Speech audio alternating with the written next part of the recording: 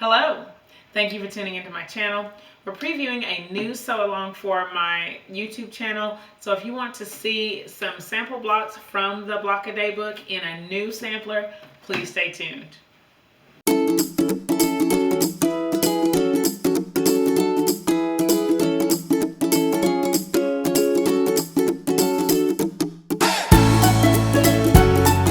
I hope that you are enjoying following my channel as we are on the road all the way to 10K subscribers. If you haven't subscribed to my channel, go ahead and subscribe now. Hit the button below and join our quilting community. At this time, I am working on one sew along. That's the jewelry box quilt, and it is right here. I have the blocks here in the on my design wall, but there's another quilt that I would like to do as a sew along. And one of my subscribers asked if I could do another beginner sampler quilt or another sampler quilt using inspiration from the Block a Day book. I'm going to put a picture here of the first beginner sampler quilt, and I will link the play along or the playlist. I'll link that in the description box and in the iCard so that you can go and check that out. In my last the last sampler, I played with blocks in here that just had squares and rectangles. But this time what's cool is I'm going to add some triangles to make it a little more interesting and to teach a few more skills if you are a new quilter. And what my hope is that this is a great project for beginners. It's going to allow you to practice making some of these triangles in your quilts. It's going to allow you to play with color and to play with pattern so that you can get a better grasp of what you want to do in your quilting. And hopefully the most important thing is that it'll just be a lot of fun. So what I've done is I've chosen 9 blocks, and my plan is for the Quilt-Along to have 11 videos. And since I'm going to 10,000 subscribers, the video for this sew along or quilt along is going to be released on the 10th of every month. So for this video, it's just going to be an introduction.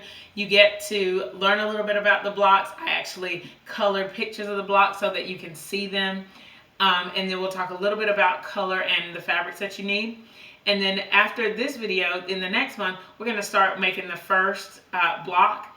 And for each video, I'm going to have a free download that you can get that has the measurements on it and the instructions so that you can make that block for yourself. In the Block a Day book, these blocks are finishing at 12 inches, but I would like to finish mine at 15 inches. So that's why I'm making a separate free download that you can get, because it'll have the measurements that I'm using. I'm not going to use the measurements in this book because it's not my own personal material. So you get another handout that has, download that has your information in it. So let's get started. Phone's going off. One thing that I thought about when I was creating this this new idea, this new sampler, is I wanted all the blocks to have a couple of things in common. And for this sampler, I'm actually calling it Starlight, Star Bright, because they are all star blocks. So each one of the patterns that I've chosen in this, from this book, it has the word star in the title, and most of them are actual stars. So it's going to be really cool to make all the different stars and to see how they played together in a quilt. Another thing that I decided to do was to make all of these blocks 9 patches. So if you saw my the first beginner sampler, one of the blocks I did was a 9-patch cross, which basically means that the block is 3 squares by 3 squares. And if I show you, well, as we go through the blocks, you will see that each one of them is 9 units that's put together. The units might be solid squares. They might be half square triangles. Some of our blocks are going to have some quarter square triangles in it. And we get to talk about that as we build our quilt. So let's go. I'm going to pull the camera kind of close to each block. I have them drawn out and colored on some paper here. And I didn't really, I didn't think about it super hard until I was halfway done coloring, that I could have just done this online, like in Word or whatever on the computer, but it really helped me to color them because it gives me a better idea of how the blocks are constructed. So I'm going to zoom in so that you can get a very nice close look, and then we'll talk about colors and just some other ideas I have about the quilt. One thing I didn't say about these blocks is that my goal is for us to start with the easiest block and then gradually go to more difficult blocks. And so as I sat down to figure it out, I kind of looked to see which ones I thought would be easier, and that we're going to kind of progress into the more challenging blocks. And then what you'll see is each one of these blocks has been colored in, but the page has 2 blocks on it. The second block is so that I can play around with another colorway if I choose to. If I like this colorway that I came up with, then I'll just go with it. But I might have a reason to choose another colorway, and I'm concerned that I might have to make the block twice anyway. So I'll definitely think about that if I need to redo the colorway. Now, our first block that we're going to do is called the Friendship Star block, and it has 4 half square triangles and 5 squares. So you can see that there. It is not a difficult block at all. Our new technique is going to be making the half square triangles. The second block is called the Freewheeling Star, and you will notice that it looks very much like the Friendship Star, except what they've done is they've played around with the color placement so that the colors are just a little bit different. Also, the points of the star go in the opposite direction. Okay, next we're going to look at the Ribbon Tail Star. And this block does have the half square triangles, but we're also going to play with some quarter square triangles this time. And then we get to play around with using different colors in our feature blocks. Okay, then next we're going to go to the Two-Way Star, which is very similar to the other one, except where this one has the same color half square triangle as quarter square triangle. This one has the same color on one part of the triangle and then different colors on each of the little points. So we'll talk about that some more, but you can see hopefully that they're gradually getting more difficult. Okay, next we're going to do the Butterfly Star, and this combines the half square triangles that we've done with hourglass blocks, which are quarter square triangles. So we get to play with larger half square triangles. We get to play with smaller hourglass blocks, and it's going to be a lot of fun to do that. Okay, next is going to be the Variable Star here, and what I like about these next 3 blocks is the basic pattern is the same, but the colors are going to be, the way that the colors are organized is a little bit different. So here we have the 4 hourglass blocks and then 5 squares. Okay, next is the Open Star, and again you can see the 4 hourglass blocks, you can see the 5 squares, but this time the background in the center is all open. So we get to have some fun with that and see how it works out. Also, the way that these colors go on opposite hourglasses is very interesting, and so we get to look at that more closely too. Next is Aunt Eliza's Star, and again 4 hourglass blocks and 5 squares, and then the difference is that the hourglass blocks use 3 colors instead of just 2, so that's a new thing that we get to explore with this block. And then last but certainly not least is the Star Flower block. And the reason that I chose this block, one, because it had star in the name, but also because in my mind this can be the center block of a quilt. And in all the other blocks, the main color was the star, but in this one the background is sort of the star because it actually forms the flower. So that will be all of our blocks, and I think they'll be a lot of fun to put together. Not too hard, but provide a sufficient challenge as we grow.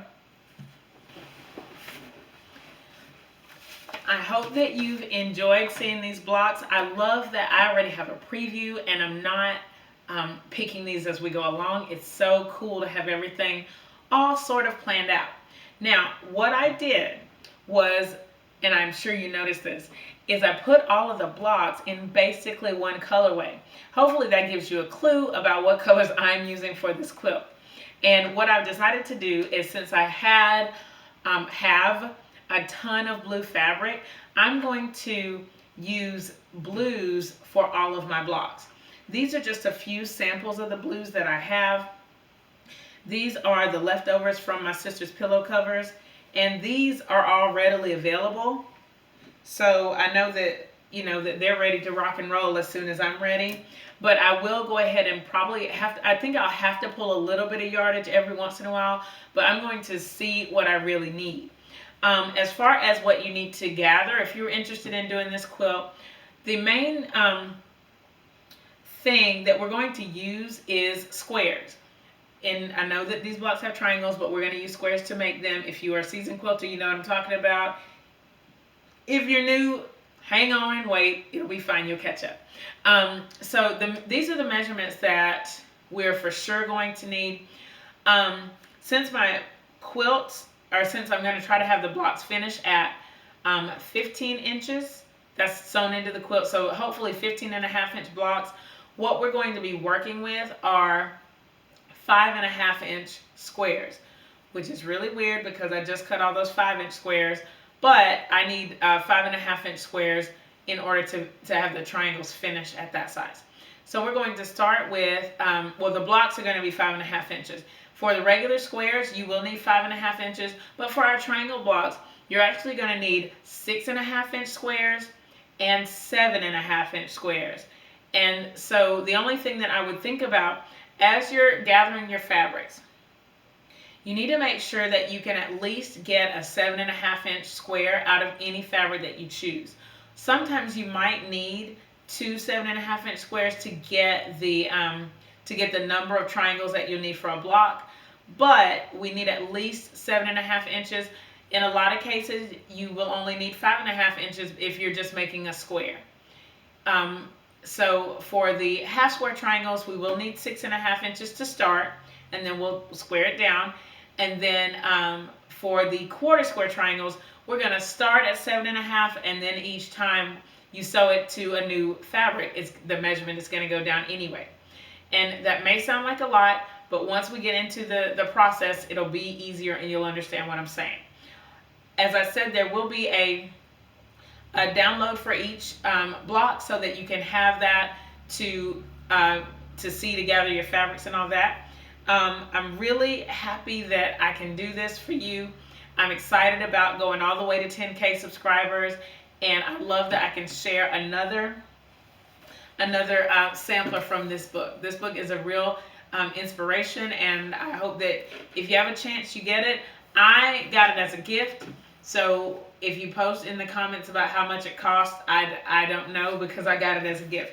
What I did this time is I put tabs on each block that I'm doing so that I can go back easily and find them. When I did the last sampler, I ended up having to flip through the whole book, and it was just kind of a hassle. So I did add some tabs this time to make it a little easier. And I have my diagrams too that are already drawn in color. Oh, you will need background fabric. I know I needed to say that. So in addition to the color fabrics that you need, you will need background fabric as much as 7.5 inches for each cut. Hopefully you can get that out of your scraps, pull out your scraps, see what you can get. Even if you can have to pull yardage and just cut one 7.5-inch strip, that will give you a fair amount of fabric that you can use. Let me see. I think that's all I wanted to say now, other than I want to get this started for you. I'm excited to see how it turns out. If you have any questions, leave them in the comments below. Thumbs up this video, share it with your friends, subscribe if you haven't already. If you are a subscriber, go ahead and hit that notification bell so YouTube lets you know whenever I upload a new video. That way you don't miss anything on the channel. Thank you so much for watching, and I'll see you next time. Bye!